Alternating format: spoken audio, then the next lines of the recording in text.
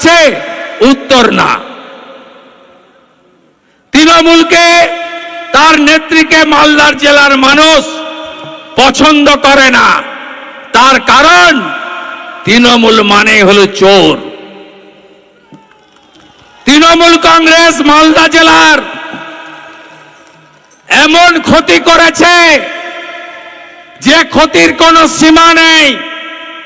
আপনাদের বলে না কেন্দ্র টাকা দেয়নি, কেন্দ্র টাকা দেয়নি তাই আবাস যোজনা হয়নি। জিজ্ঞেস করবেন তো এই তোলামূলকে। 2004 থেকে 14 কংগ্রেসের সময় ইন্দিরা আবাস ছিল IAY, 4,664 কোটি টাকা দিয়েছিল। মোদিজি প্রধানমন্ত্রী আবাস যোজনায় 14 থেকে 22 কত টাকা দিয়েছে জানেন? 30,000 কোটি।